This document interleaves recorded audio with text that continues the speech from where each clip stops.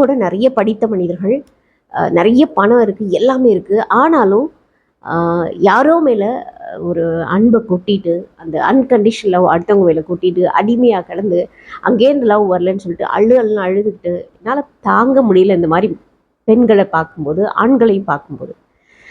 So இப்போ நான் சொல்ல போகிற விஷயங்களை நீங்கள் அப்ளை பண்ணி பாருங்கள் ஒரு 3 months. அதுக்கப்புறம் அதை எப்படி டிசைட் பண்ணுங்கிறதையும் நான் சொல்லித்தரேன். ஓகேவா? ஃபஸ்ட்டு நீங்கள் ரிலேஷன்ஷிப்பை நீங்கள் ரீஒர்க் பண்ணி ஒரு பியூட்டிஃபுல் லைஃபாக மாற்றிடுவீங்க. அப்படி இல்லைன்னா இது ஒர்க் அவுட் ஆகாதுங்கிறத தெரிஞ்சுக்கிட்டு நீங்கள் வெளில போகும்போது உங்களுக்கு அந்த பெயின் இருக்காது. அது ஒரு பிரேக்கப் பெயின், அழுக தோணும், அப்படிலாம் தோணாது. Okay, it's my appropriate decision அப்படின்ற ஒரு வைசர் டிசிஷன் அப்படி எடுத்திருக்கோம் அப்படிங்கிற ஒரு தெளிவு இருக்கும் உங்களுக்கு. ஸோ அதுக்கான ஒரு முயற்சி தான் இது. நிறைய பார்க்குறேன், கண்ணீர் கூட வர மனிதர்களை பார்க்கும்போது அவ்வளோ கஷ்டமாக இருக்குது எனக்கு. நம்மளோட எனர்ஜியை நம்ம அப்படி வேஸ்ட் பண்ண வேண்டிய அவசியம் இல்லை. இன்னும் கூட நிறைய